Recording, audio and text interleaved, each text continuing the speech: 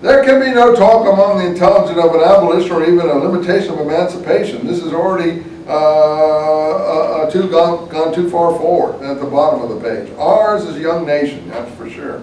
And we saw what finally happened. Our country still lacks national style. You see, it couldn't happen in England. Regardless of the snobism, maybe there is racism in England, very, very deep. But the traditions of the English character behavior are so old and so deeply embedded. Even Hitler admired the English, which is why he really didn't want to conquer them. He wanted to make a deal with them. They were going to fight the Russians. That's why he sent Rudolf Hess in a plane there to try to cut a deal with them. That's why he let the British troops escape from Dunkirk.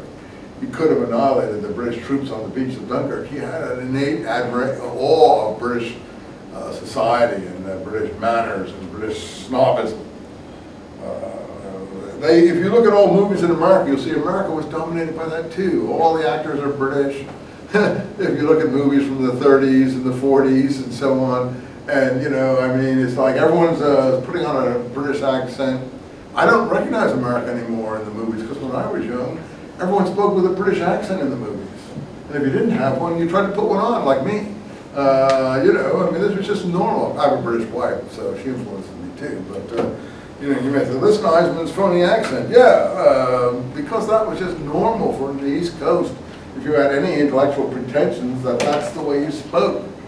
But here in the heartland, in the middle America, on the West Coast as well, that's all evaporated. People can't even pronounce nuclear. The president has to say nuclear. I think he does it as a joke now because he knows how to pronounce it.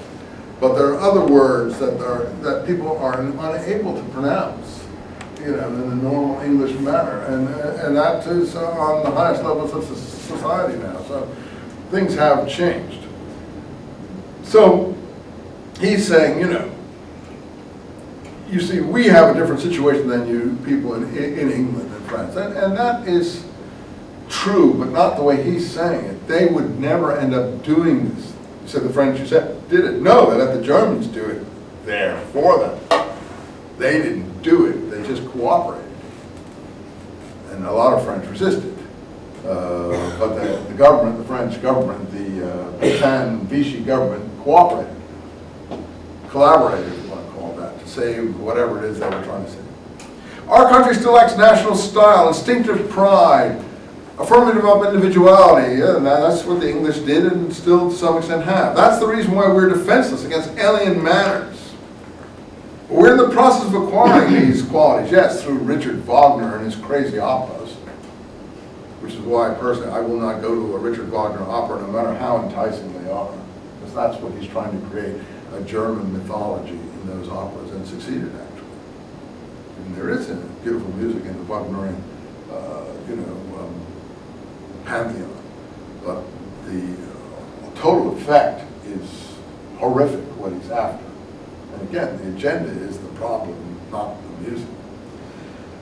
In some places there are Jewish societies against usury, which are doing much good. There are workmen tells you, yeah, now everyone is a usurer because that's what's that's what banks do when they charge interest.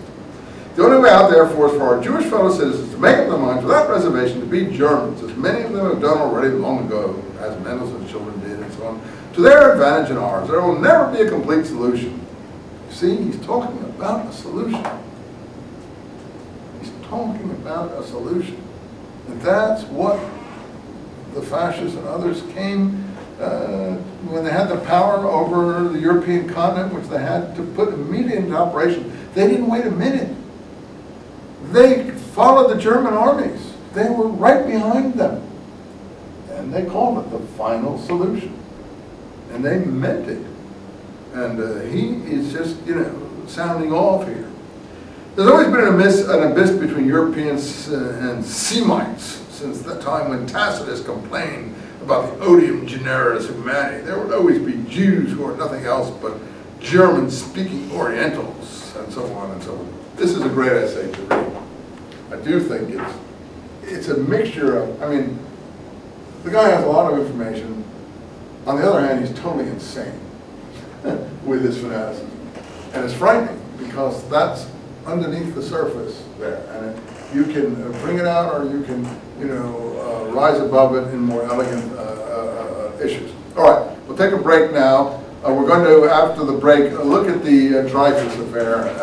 I guess we should look at the Protocol of the Elders of Zion, too. I don't know if I have time for that. There's some good excerpts in this book here. No hard feelings about that, just a tarping country. I'm sorry. No, it's fine. I took your apology.